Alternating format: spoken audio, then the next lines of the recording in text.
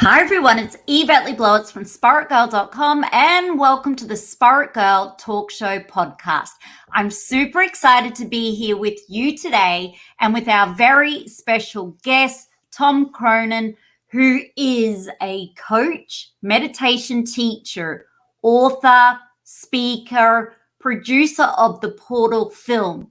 More importantly, he's from Australia and very well known in the mindfulness meditation industry. And Tom, it's an absolute pleasure to have you here today. We are officially in lockdown in Sydney. It's all happening in Australia. But first of all, how are you today? I'm great, thanks. It's good to be here. Thanks for inviting me along. Looking forward to our time ahead together. And we'll welcome all of our global audience. The reason I really wanted to have Tom on the show today is he's actually lived the experience of changing his life through meditation. So he'll be sharing his real life story, but also giving us the opportunity to learn how to meditate or introduce it into our life and the benefits. So Tom, over to you. Are you happy to tell our audience a little bit about yourself? Yeah, absolutely. More than happy to share my story. For those that might not have heard it before. So, I'm a meditation teacher, like you just heard, run retreats and do coaching. And it was a big shift that I went through a few years ago where I was in a very dark place. I was experiencing a lot of anxiety, a lot of depression, a lot of extreme panic attacks, very crippling panic attacks and insomnia.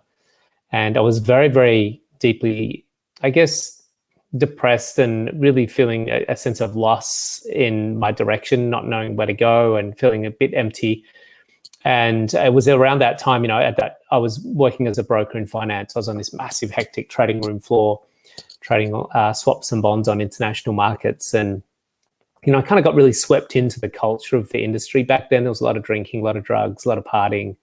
So if you've seen Wolf of Wall Street, you'll get a very clear insight into what my world was like back then. And it was around that time in my very dark place that I was seeing doctors and put on pharmaceutical drugs. But I really sensed inside myself that there must be another pathway than this. I didn't really feel like it was a sustainable. There was something in me that felt quite crippled by it. It was like I felt really disempowered by it. And I could feel myself sort of drifting even lower down that pathway. It was really quite interesting. But it was interesting that at that time I found meditation, and it was on a TV documentary I was watching, and this guy was meditating on it. So it was a really fascinating sort of light bulb moment for me that I had this strong sense of pull towards that experience.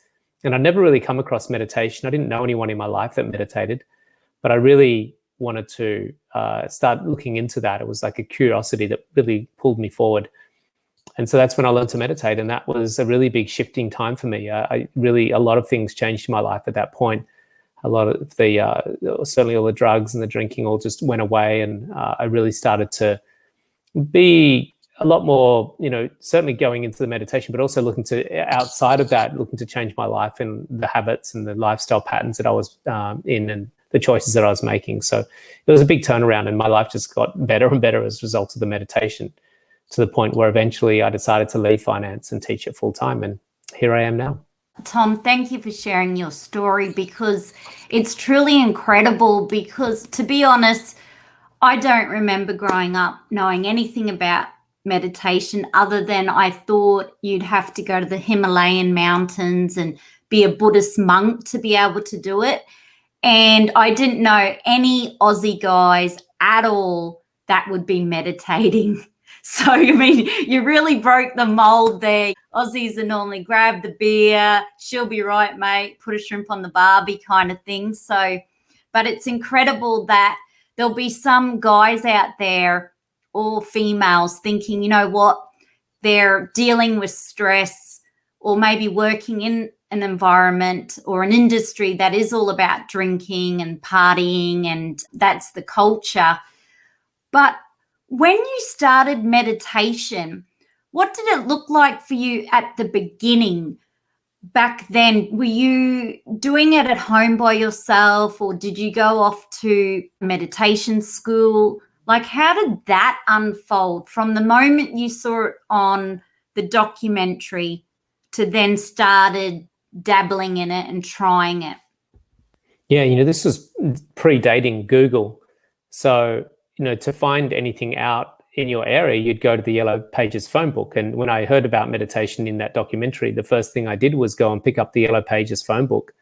And it was a big, fat piece of water paper back then.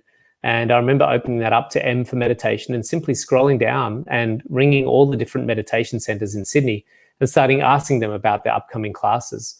And so I went to a few different classes, but I came across one that really had a lot of science behind it. It was taught by a guy in a suit. He was a doctor, and it just really resonated with me. So what happened then was it was an intro talk, and then you go to his house and you learn over four consecutive nights how to meditate.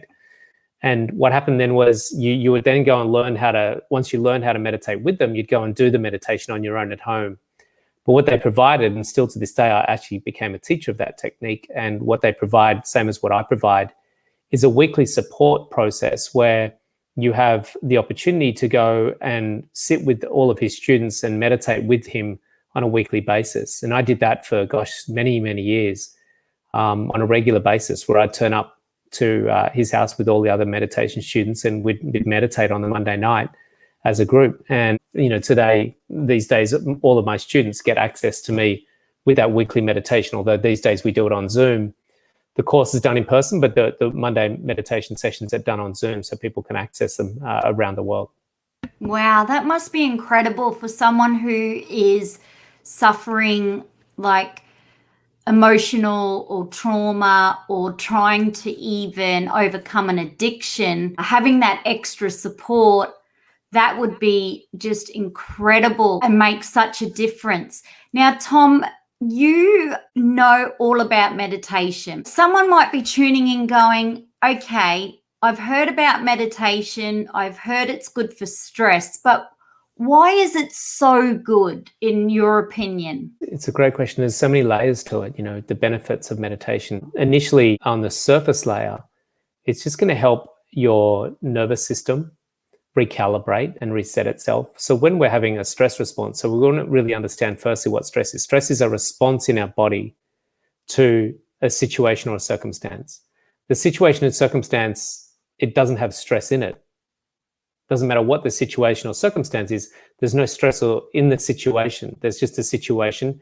The stress is experienced potentially by you, which is the subjective view of the person that's relating to the situation. So we can have this stress response arising in our body, and that can be on so many different levels. Biochemical wise, we're going to produce cortisol and adrenaline. Our blood sugar levels are going to change. Our coagulation of our blood starts to thicken. We start to change the brain functionality. Our breathing starts to change. Our digestive system starts to shut down. So all these factors are playing out. At this point, I'd like to introduce a quote from Dr. Bruce Lipton, who says that 95% of all sickness in the world is a result of stress. So this is what's happening when we go into stress. Then the body starts to get sick, and admittedly, we're right in a pandemic where we have potentially a lot of sick people. But what we want to do is we want to actually, first and foremost, is stay calm. When we get a stress response in our body, we start to distort the body into a state that's really a state that's designed for a precarious situation, most likely like a life and death situation. And that's when the sympathetic nervous system gets activated. And now when the sympathetic nervous system gets activated and we're having a stress response, which is about 95% of the world right now, we don't sleep very well, we don't digest very well, we don't breathe very well, we get cholesterol, we get obesity, we get all these abnormalities that are starting to arise in the body because of this extreme response that's only meant to be for very short periods of time when we're in a life and death situation. And what meditation does, first and foremost, is it resets and recalibrates us out of the sympathetic nervous system state and puts us into the parasympathetic nervous system, which is the peace response. So for me, I was experiencing all these abnormalities from lifestyle choices, working on a trading room floor. And once I started meditating, all of those symptoms went away. And, that's what they were. They were symptoms of a result of a response in my body to circumstance. And the symptoms went away when my response changed to the circumstances. So I continued working in that career in the same job with the same clients in the same industry for 16 more years. Wow. Without those symptoms, yeah. And so it's not so much the circumstances that we're in that's the problem, it's how we're relating to them. And that's the beautiful thing about this, is that's the variable that we can play with, and that's when we can bring about change. And just to finish before we go on to the next section is that the other benefit of meditation, firstly, it's going to make you feel a lot better and be a lot healthier. But more importantly, beyond that, is it also gives us a sense of awareness about ourselves and life that goes much deeper than what we're used to. And this has a particular word. It's in Sanskrit, it's called turiya, but it's called the fourth state, which means there's a thinking state, there's a dream state, there's a deep sleep state, but we've got this fourth state, this state of awareness where we're awake and we're conscious, but we're not having these incessant thoughts in our mind. And it's a beautiful state of deep calm, but also an expansive state of wisdom and creativity. And until we can really start to dip our awareness, our sense of identity into that field, we're always going to be falling short and be susceptible to the circumstances of life. And that's, that means we lose our sovereignty. It means we've lost a sense of sovereignty about who we are and where we are in the world and how we're experiencing the world. I love how you're teaching us this today. It's incredible, Tom, because right now in Sydney, in Brisbane, even places like Townsville, they've gone into lockdown, snap lockdowns, and people are reporting there's panic. People are panicking, buying a lot of toilet paper. So much is going on. People feel really anxious. What is something right now, if someone wants to just feel a little bit calmer and kind of help relax and reduce the stress, are you able to take us through some kind of breathing technique, or just even teaching us how to even tune in and become aware of our own breath? Because I think sometimes we even take that for granted, that we're breathing, and we're so busy and caught up in the world outside of us that we even forget that we're just naturally breathing. And a lot of us aren't checking in with our breath, but from everything you've told us, we should be, in order to help reduce the stress and feel a lot calmer within. Yeah, we can definitely do a little technique. Stress arises, fear arises when we're not present. When we're in the present moment, it's very peaceful and it's very calm. There are many different ways we can meditate. So I'm going to give you just a simple calming technique that will just allow some bringing into the present moment. The mind's natural tendency is to not be present. The mind's natural tendency is to be into the future or the past. And so it will naturally distort your reality, which is actually very calm. And it will hijack that, it will distort that, and will create an experience that's not calm. And that's either getting excited about the future, getting afraid about the future, reminiscing in a nice, delightful way about the past, or regretting something in the past. And it creates this sort of distortion of what currently is, which is just calmness. So what we can do with this technique is just bring our awareness to the present moment by using a sort of like a trick of the mind. We're going to trick the mind into being present. Like I said, the mind doesn't want to do this. So we'll kind of have to, we'll sneak this into the mind. And by default, we'll start to get greater calmness. And the simple technique would be this, is where I'll take you through this, those that are listening. And if you can't do it now because you're driving, and I don't want you to close your eyes if you're driving, but you can listen to this and come back to it another time when you've got the opportunity to close your eyes. But the first thing we want to do when we're getting overwhelmed or we're stressed and anxious is we want to start to close down our senses. Now, for some of you, this might be a bit frightening, because when we close our eyes, what happens is the body's natural tendency is to be alert for danger. And if you're already in anxiety, your body's already saying there's danger. And so if we close our eyes, then that can exacerbate the body's sense of trepidation, because it now can't see whether or not there's danger around it. So it can make you feel a little bit uncomfortable initially by closing the eyes. But what we're doing is we're trying to withdraw our senses from this world of stimulation. So the first thing we do is we're going to close our eyes, and we're just going to go, this is okay, I'm going to close my eyes. My body might feel a bit uncomfortable about this. And then what we do is we notice that there's a breath moving in and out of our body. And as it moves in and out of our body, and it's just a natural breath, it's not a forced breath, just a very effortless breath. As it moves in and out of our body, we start to bring our attention to the rim around the nostrils.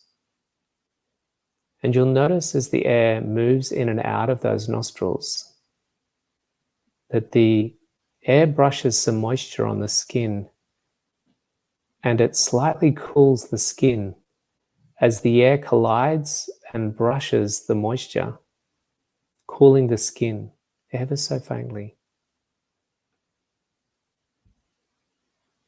And you just want to keep your awareness on that cool skin. Just when the air goes in and the air goes out, it's like a gentle caressing of moisture on skin. And it has this effect of cooling it. And every time the mind drifts away, just come back to that single point. And what we'll find is we continue to keep our attention there.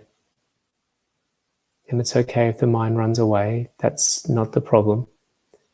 It's just, we just bring it back. Keep bringing it back. Keep bringing it back.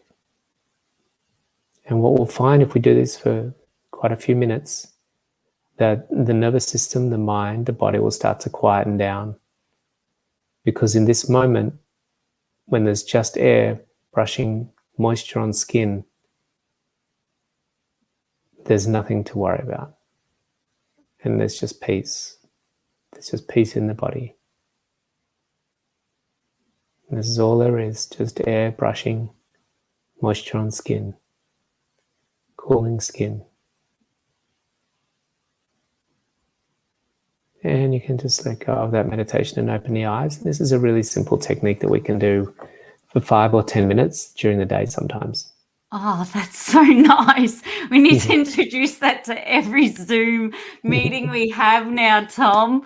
How can we get you with every company to do that in the Zoom sessions? That was so beautiful. I couldn't help so relaxing. And I don't know, even when just even spending the time to focus on feeling the air on your skin and your breath and your nostrils, like even just coming into that and realizing, as you said, the mind wants to go off and think about what next. But what a great way to have a break from all of the chaos. All of that just didn't exist.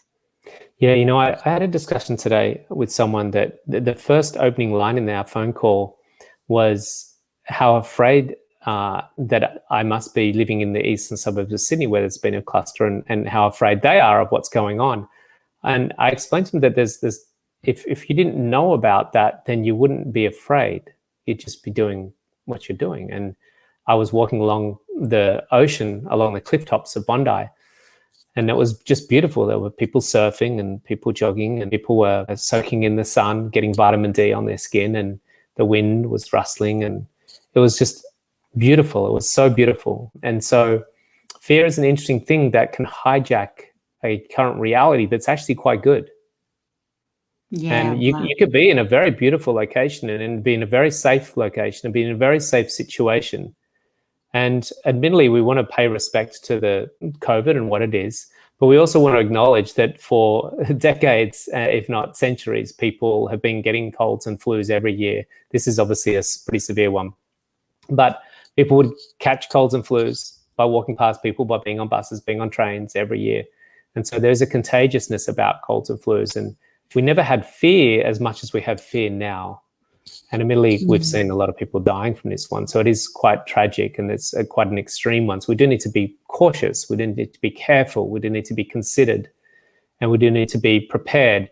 But fear is something we probably want to try to avoid as much as possible. And you're so right there, because at the moment we've got a bigger epidemic with mental health and fear and anxiety. And I think that every psychiatrist or psychologist I speak to, the numbers are so high in that area that it's just so wonderful. Now you've taught us just a simple way at home to tune in. But Tom, if we want to continue practicing meditation with you and like learning more and really becoming a student, how can we stay in touch with you with the meditation and start meditating with you?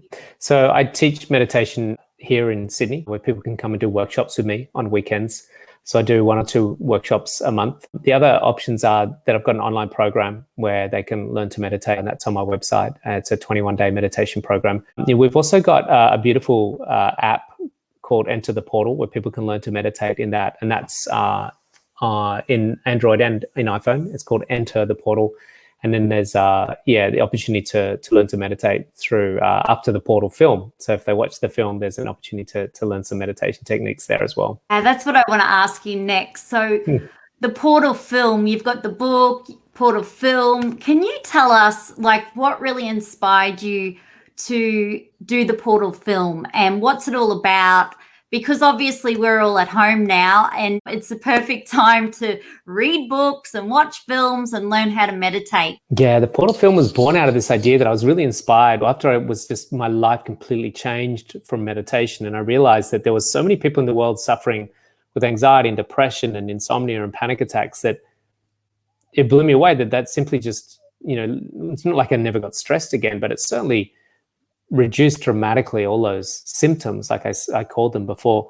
And I really wanted to bring this to the world. I wanted the world to know that this was a possibility, that they didn't have to suffer like they're suffering. And the meditation played a big part in that.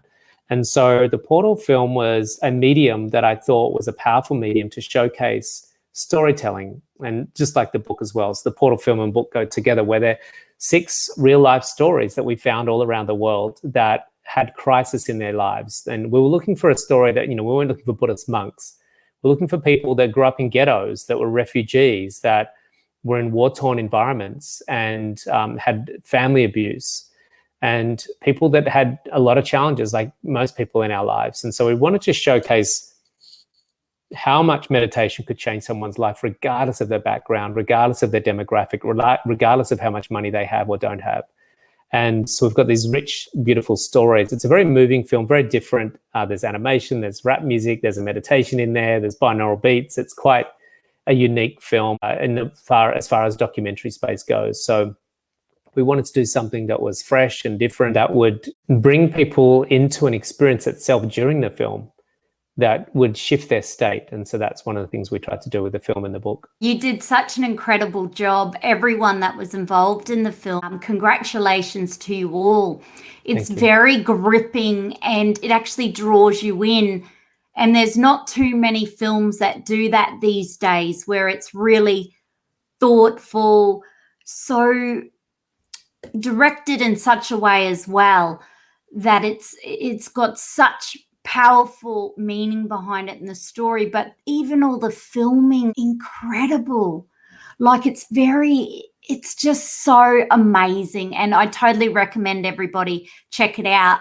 And I'll leave a link in the podcast, because it's really, I have to say, Tom, there's not too many films I can watch where it'll grab my attention, because it's just the way it's written and directed and the filming. It's just unbelievable how you bring this to life. And I'll never forget, there's a lady in your film that talks about inner space, how she didn't even know she had this world of inner space. Just incredible. So you're on a mission also to inspire 1 billion people to meditate daily. You've really explained in the first half why. You've just now got another lot of thousands of people tuning into the Spirit Girl podcast show that's going to help you on this mission. But obviously there's going to be some people out there, they're even too scared at the moment to talk to anyone about how they're feeling. We know a lot of Aussie men find it really difficult to open up, but thanks to Are You OK Day, we're sort of getting the message out there. You are just living, eating, breathing, sleeping, how meditation has totally changed your life, and you give us so much hope. So I'll tell everybody to go onto your website at tomcronin.com, because it's incredible how you've turned your life around. You normally do a lot of speaking. Obviously, your life's changed somewhat at the moment, because you'd normally be on a plane and going all around the world and speaking. But Tom, you're still available, aren't you? If we've got businesses out there or brands or spa owners or companies that want to introduce more how to meditate, I think you need to add a Tom Cronin how to meditate session into the Zoom, especially if you're having online conferences. But what's the speaking space been like for you? I mean, when you were a little kid, did you honestly think, hey, I'm Tom Cronin and I'm going to be a world international speaker? Like, did this just come about with your love of wanting to share meditation and teaching people and helping people? It's a great question. Thank you for that. It's two things. One is I was petrified, even just not long ago, of being in front of people. I really, even when I was a broker, I couldn't do presentations. I would get very embarrassed. I was very self-conscious. And the reason why we're self-conscious and not good speakers is because we have a large ego that's really concerned about how it's seen. This is the thing with ego. It's very afraid of how it's seen, or it just loves to be seen, one or the other. And as we meditate and meditate and meditate, what happens is we become less and less egoic, which means that there's a natural expression wanting to come through us that doesn't get impeded by that structure. So we start to get full expression and full of potential being expressed through us. And so a lot of that has been a natural progression for me as a meditator, that I find being in front of large audiences very, very easy. In fact, yesterday morning, I was speaking with Amazon.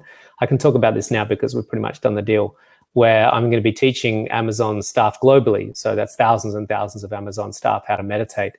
And so I never saw myself as a speaker or facilitator in the corporate sector, but because of, as you say, I live and breathe this now, and that I've naturally become a bit of an expert in this space, that the corporate sector and corporate facilitation has really opened up, partly because there's a lot more stressed people, but also because people are much more comfortable with doing things on Zoom. But last week the week before pre-lockdown, I did a talk in front of 100 builders, the Master Builders Association. The week before that, I was speaking at a live annual conference for Yvettes, which is a real estate company. So I've been doing a lot of corporate stuff. I was talking to Coca-Cola just today, actually, on email about some previous presentations and possible future ones. So yeah, it's an exciting place to be at, because I see that these large organizations have a lot of very stressed staff, and we can access them all in the comfort of their homes right now, which is great. I love this, because remember, you started this journey before Google, or before, when the yellow pages were out. We're talking a long time ago. Yeah. But it just goes to show you, there's a saying where preparation meets opportunity. And when you were going to that house and learning at the time, it was to improve your life.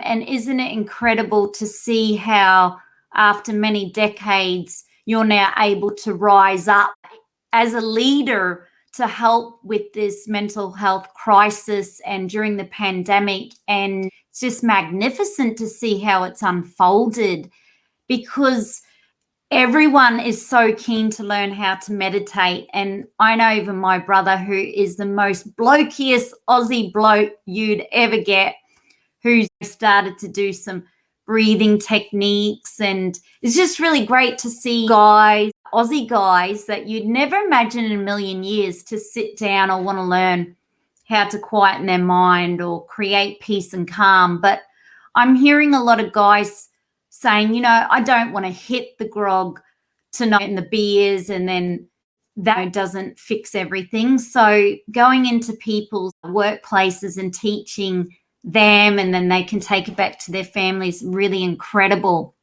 Now, Tom, what does your meditation practice look like now? What are some of your self-care rituals as well? Yeah, so firstly on the meditation front, it's interesting because my meditation practice itself hasn't changed in 25 years. Which is I meditate once in the morning for 20 minutes and usually once in the afternoon for 20 minutes. So that technique itself hasn't changed. My mantra that I use, the technique of the sound that I repeat during my meditations, changed slightly over that time. But the actual time allocation and the process of just sitting in a chair and closing my eyes and meditating hasn't changed. What has changed is my experience over all those years, not so much in the meditation, but my experience outside of the meditation. And this is the thing a lot of people say, do you get better with meditation over time? It's not that you get better or worse over time with meditation, the amount you do it. It's that your experience in life gets better over time. And that's the important thing to remember. With my actual daily routine, I have a few go-tos that I, kind of like, they're my unconditionals. more so on a weekly basis than a daily basis. But certainly on a daily basis, there's meditation every day. Making sure that I'm hydrating, drinking, good water and good clean water. And sometimes I'll have a squeeze of lemon or apple cider vinegar or something in the water, a drop of salt. So we want to make sure we keep up our salt. I have a good amount of healthy supplements and herbs that I'm really big on. I find that they're really important that we supplement and support our diet with other things that our diet simply can't provide. Things like olive leaf, magnesium, and astragalus, and a number of other things. But other things that I like to do is yoga. I go to the gym 3 times a week when gyms are open. I like to do some sprints a couple of times a week, just some short burst sprints. I'm a big fan of sauna, so I go to sauna 2 or 3 times a week here at Icebergs in Sydney.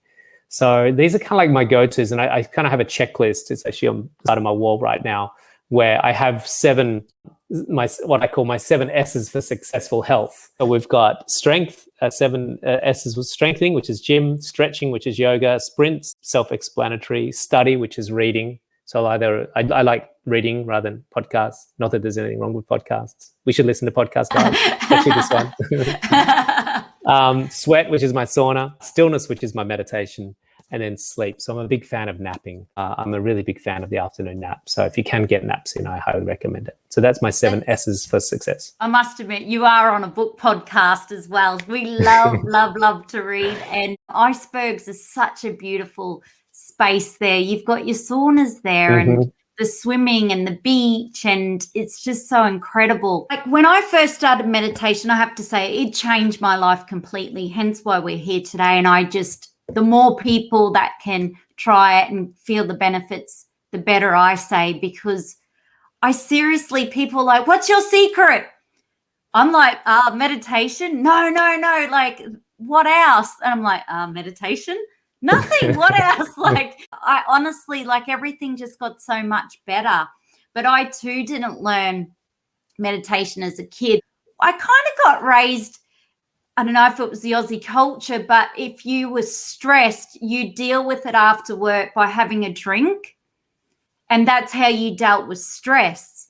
But then I discovered along this path, hang on a minute, you could use meditation to cope or to manage stress or help with stress versus alcohol. So that's when I did the switch and the light came on, life changed. You must get such satisfaction, not only from your life turning around, but all of your students and the people you speak to in your many talks and just people that write to you or message you. How does it feel just knowing that through your own passion and love of a particular self-care ritual, meditation, that you can actually help someone else to feel good or help them change their life around? I think there's a natural tendency when we're connecting with people and seeing people make their life better and turn their life around or elevate themselves.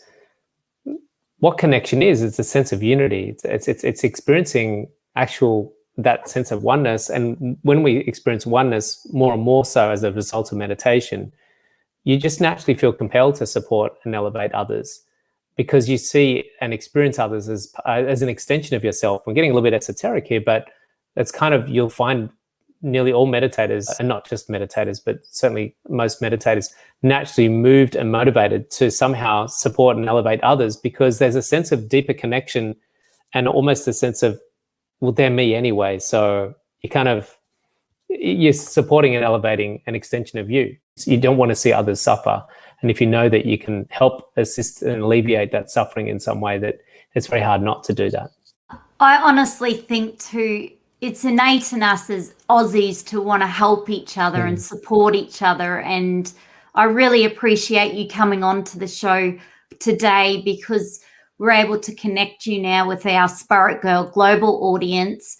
And I know everyone's super keen just to help reduce stress, help with their anxiety, depression and trauma and all kinds of things. But life's really tough at the moment. But what I like how you taught us is that we can always find our calm and we don't have to live in fear. So if we go back to that little breathing technique that you taught us at the start of the show, that will remind us. And you mentioned something there too when you're walking along the beach and it was just such a beautiful morning. Do you practice a lot of gratitude and appreciation? Absolutely. I experience it a lot, just even some mornings, when the sun's rising, I live at Vaucluse and the sun comes up over these cliffs here. I've been moved to tears in gratitude and respect for the sun and what it offers me, life and light and warmth.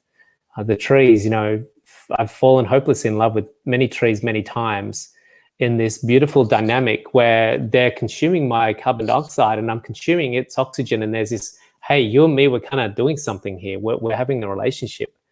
And I'm filled with awe and gratitude for what it is that you're providing here. Even just, at night time before dinner, we'll often say grace with my family. Before bedtime, I have a journal book that I give to my coaching clients, which they have to write 3 things that they're grateful for. I think it's 3 or maybe 5 that they're grateful for each day at the closing section of the day for them. So yeah, it's really important that we have gratitude. I think it changes our state. Now, Tom, I could talk to you forever, hence why this is a talk show, but it's been incredible just catching up with you. You're a wealth of knowledge when it comes to living, eating, breathing, sleeping, and really practicing what you preach when it comes to meditation and creating calm within. How can we stay in touch with you now after the podcast show? A couple of ways, mainly it's through Instagram. It's probably where I'm most active, is on Instagram, and that's at Tom Cronin, just all one word. They can go to my website, tomcronin.com, or go to the portal, which is Enter the Portal. Our website's Enter the Portal to watch the film, or Enter the Portal now on Instagram there as well. Before we say goodbye, Tom, what is your hope? So when someone tunes into the portal, or maybe reads the book, or even just is inspired now to kind of close their eyes and just notice their breath, what's your hope for someone now who picks up either the book or wants to watch the movie? If you had any parting words for our listeners right amongst the lockdown chaos and craziness and panic shopping, buying, and what might it be?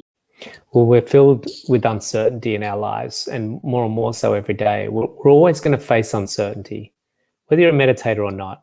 Uncertainty is just not knowing what's going to happen next. And this is something in the last year or two we've had more than anything, is this a great deal of uncertainty. And so one thing we can do is to just find that equanimity. It takes time, but the meditation practice really allows us to sustain an equanimity. That's a consistency within the uncertainty, kind of like the eye of the storm. There can be things swirling around us, all sorts of things swirling around us. But if we can find that center and that sense of calm within us, the other analogy I like to use is the ocean can have all sorts of turbulence on the surface, wild seas, which is peaks and troughs. And if we transcend that and go down to the depths of the ocean, we'll find a deep calm there. And it doesn't matter what's happening on the surface. That calm is always there, never changes. And that's what we've got, this capacity to observe the world from that beautiful space of just simple awareness, simple knowingness, and simple peace, without having to be sort of pulled in and entangled in it and be thrown around like a cork in the ocean on the surface. Thank you, Tom. That's absolutely beautiful. I was just feeling very peaceful then, thinking about myself under the ocean. And when you did that analogy, I thought, oh, I get this. So we can be really calm at home. All this stuff can be going on. Thank you for helping us to find our inner calm, inner stillness, inner peace. We look forward to continuing this journey with you, Tom, and the rest of your community and global community. And we look forward to you now, all of us getting to the 1 billion people meditating, which shouldn't be too hard when we have 7.8 billion people in the world. So, Tom, thank you again. It's been an absolute pleasure having you on the show. Great to be here. Thanks so much, and wonderful to share space with you. Wonderful. We'll say goodbye to Tom Cronin. Be sure to subscribe to the Spirit Girl Talk Show podcast, to leave a rating and review, and tell someone you love to. And together, let's feel good from within.